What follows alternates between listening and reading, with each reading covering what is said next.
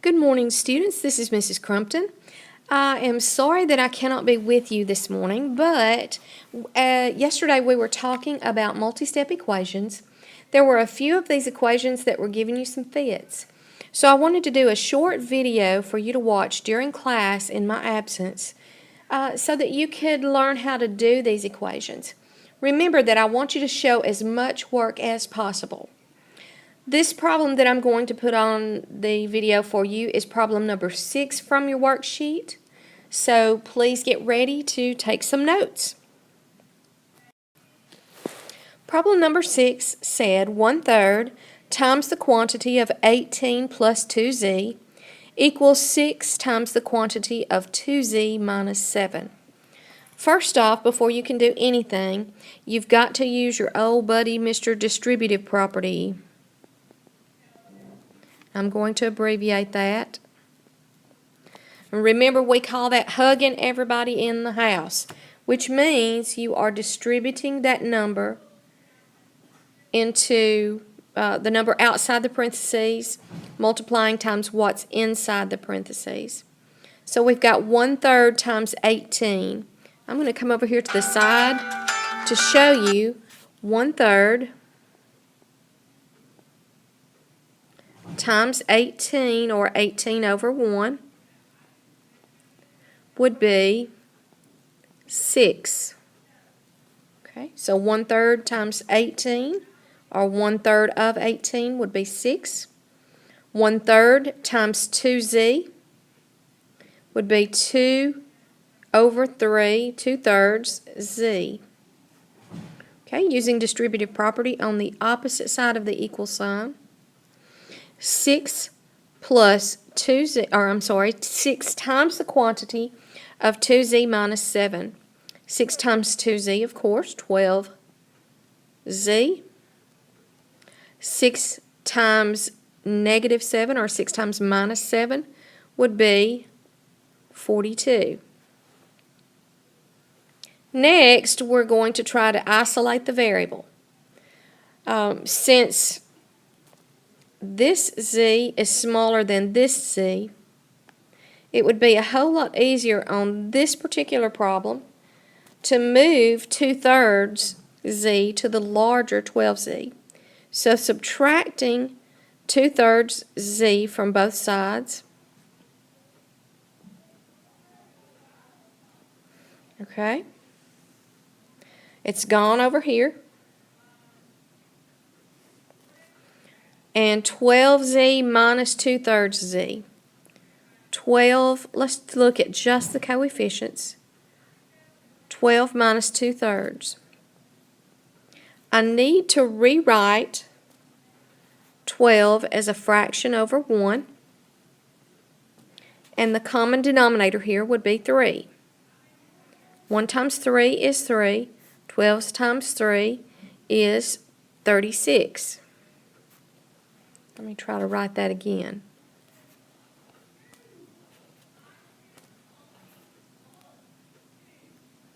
Okay, bringing over that minus 2/3.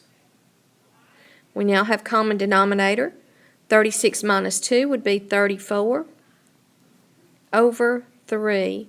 So coming back to our problem, and we've got 32 over 3. I'm sorry, not 32. Should be 34 over 3z. Okay, now we can also do something with the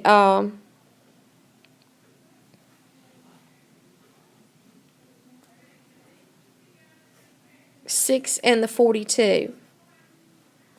Now, since I have isolated my variable, trying to get it isolated on the right side, I want to move that minus 42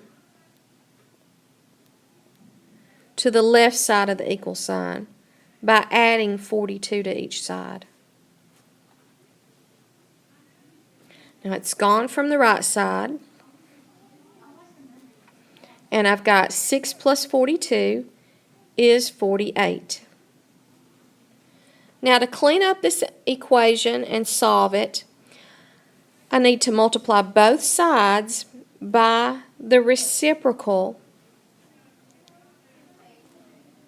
of 34 over 3.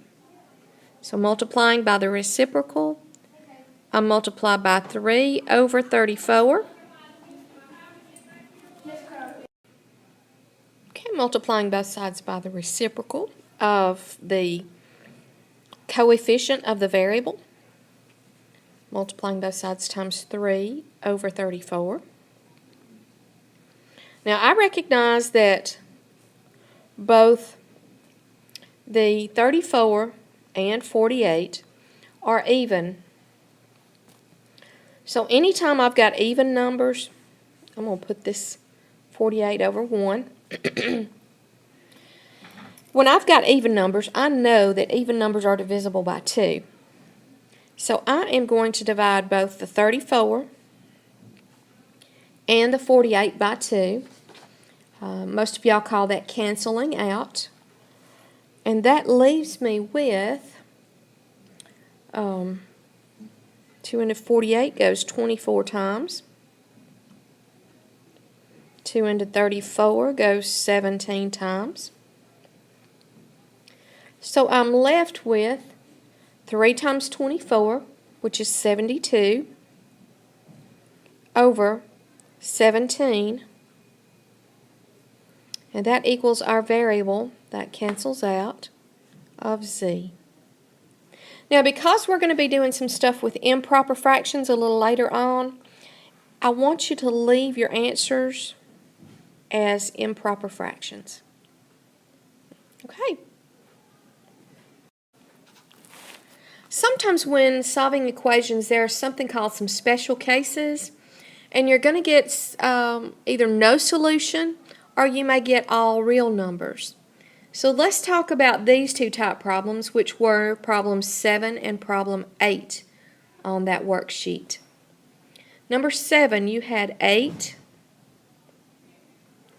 times the quantity of 5c minus 2 equals 10 times the quantity of 32 plus 4c. Again, just like in the previous problem, we've got to use the distributive property. This is problem number 7.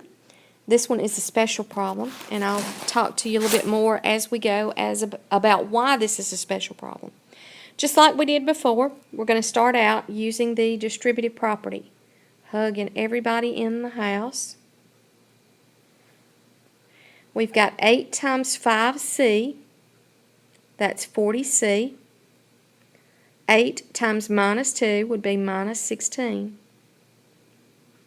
10 times 32 would be 320. 10 times 4c, that's plus 40c.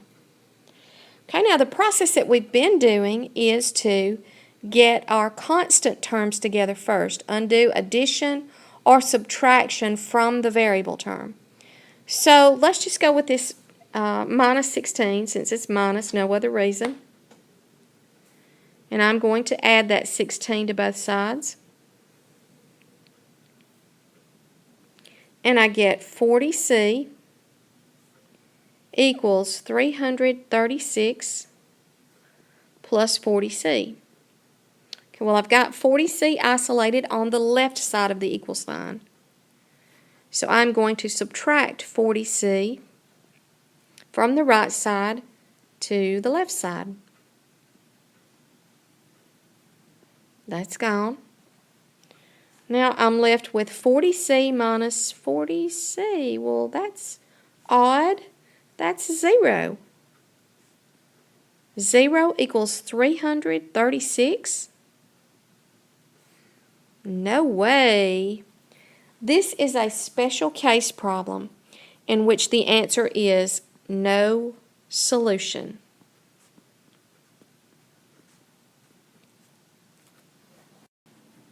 There is another example of a no solution on page 98 of your Glencoe Algebra 1 textbook. And it is example 3A. This next problem is problem number 8 from your assignment, your worksheet. And again, we start out with our good buddy, Mr. Distributive Property.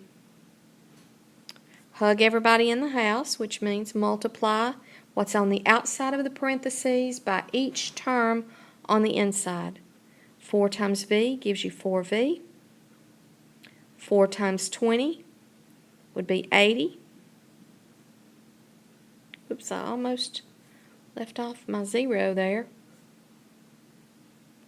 Equals, now some of you might have a little bit harder time with these because it's a fraction. Let's come over to the side.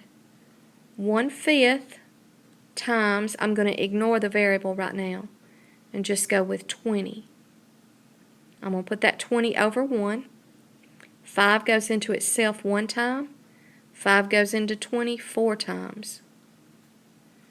Okay, so that's going to be 4V. And then 1/5 times 400. I'm going to put that 400 over 1. 5 goes into itself 1 time. 5 goes into 400 80 times. All right, now look at what we've got. We have 4V plus 80 equals 4V plus 80. Now, is that the same thing? It is. When you get to this point and you see that you have the same thing on both sides, you can stop here or you can go ahead and work it out. Subtract the 80 from both sides.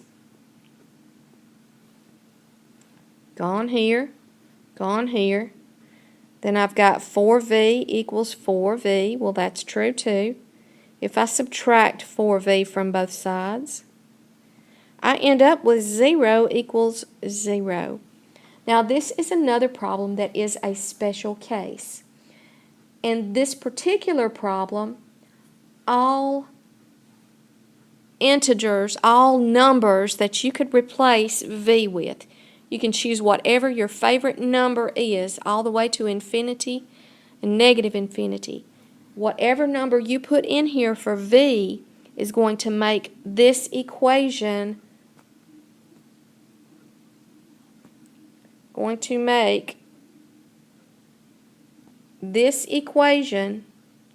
true. Whatever number you choose for V is going to make it true. That is an all real number solution.